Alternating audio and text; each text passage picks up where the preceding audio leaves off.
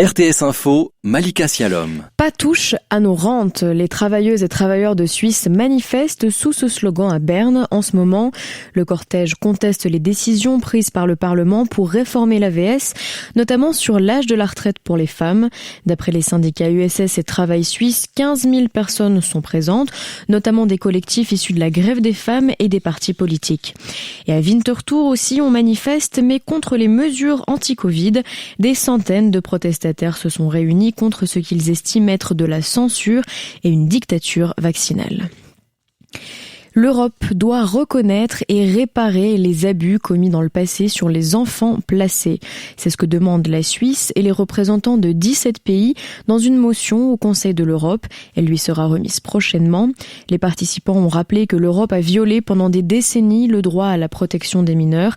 Des centaines de milliers d'enfants et d'adolescents ont été victimes d'exploitation, de mauvais traitements et d'abus sexuels. Les abus les plus graves se sont produits dans des institutions gérées par l'État ou l'Église. Depuis sa chute sous la pression de l'armée et de la rue, il vivait dans la solitude, retranché dans sa résidence médicalisée à l'ouest d'Alger. L'ancien président algérien Abdelaziz Bouteflika est décédé à l'âge de 84 ans hier. L'ancien homme fort du pays a été chassé du pouvoir en 2019 après des manifestations massives contre sa volonté de briguer un nouveau mandat. Lundi, la Suisse célébrera la pomme. Cette année, cette journée de la pomme sera dédiée à la formation.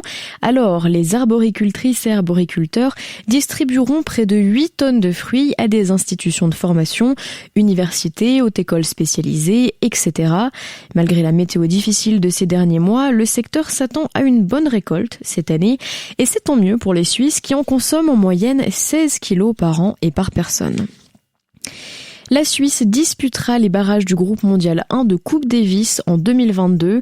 Marc-Andrea Hussler et Dominique Stricker ont fini le travail dès le double face à l'Estonie à Bienne aujourd'hui, s'imposant 6-4, 7-6 face au duo Vladimir Jovanov-Mathias Simard pour offrir un 3e point décisif à leur équipe. Du côté du ciel, il fait 23 degrés au plus aujourd'hui. Le temps se dégradera la nuit prochaine avec des précipitations dans toutes les régions et de possibles orages autour du Léman. Demain dimanche, matin pluvieux, mais de possibles éclaircies dans l'après-midi. Il fera entre 13 et 16 degrés.